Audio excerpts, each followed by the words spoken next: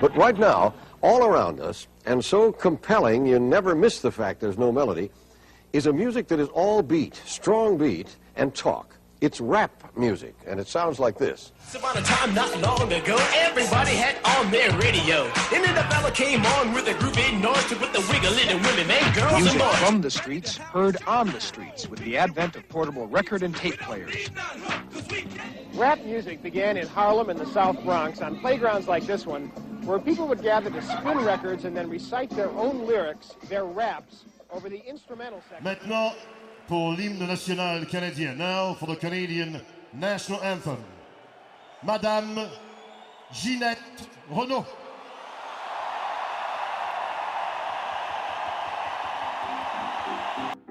Il avait un commerçant, je vous dis qu'il est achalant. Quand il s'agissait de chanter, il se faisait pas prier. À 5 heures du matin, il chantait ses gai refrains, des carottes puis des navots, avec une voix comme ils sont beaux. Ah, oh, on en a des légumes, des carottes puis des navots, des betteraves puis des poireaux. Ah, oh oui, on en a des beaux choux, des patates puis des tomates, on en a des...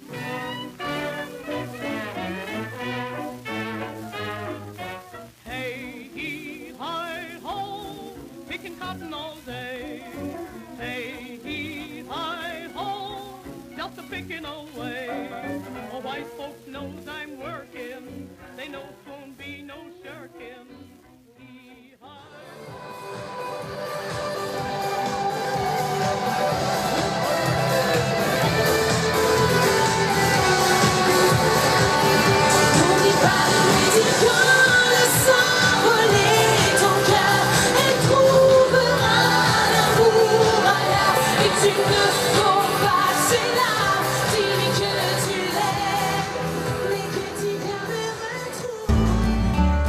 Mon père, lui, est mort, m'a laissé ses richesses, m'a laissé ses panteaux, puis ses dents, puis sa veste.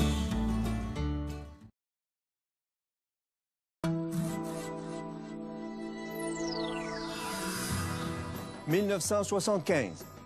Une dizaine de jeunes musiciens de Sudbury, en Ontario, forment un groupe appelé Cano. Musical exceptionnel a non seulement donné une voix à l'identité franco-ontarienne, mais aussi une fierté, grâce à son immense et rapide succès dans tout le pays.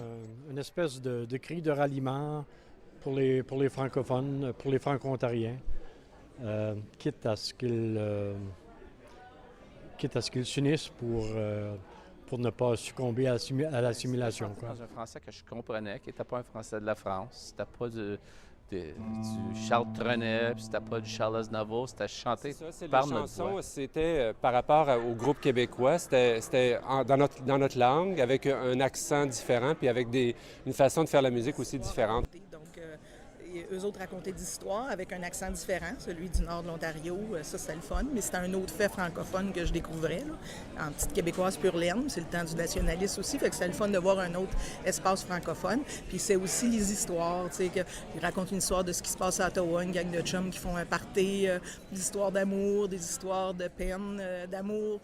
En tout cas, le quotidien qu'on avait à cet âge-là.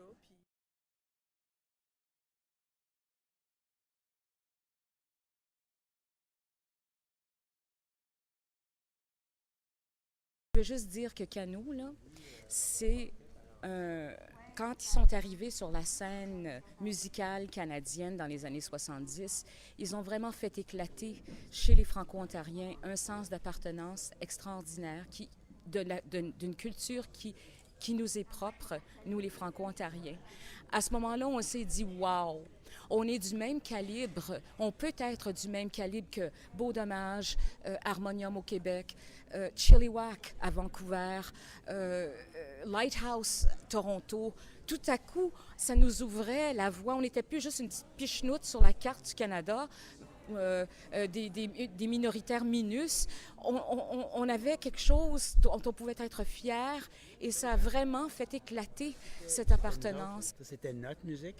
En français, donc c'était pour moi une révélation. Ensuite, évidemment, eux ont ouvert la porte à d'autres, à Robert Paquette, Paul Demers, Swing, Daniel Robitaille. Dans le bon vieux temps, ça se passait de même. Ah oui, pour les On est les nus et on est mauvais dessus, yeah. On est les nus et on est mauvais dessus. L'imitatrice et humoriste franco-ontarienne Véronique Dicker part à la conquête de Paris. Elle s'est installée là-bas pour une série de 50 spectacles.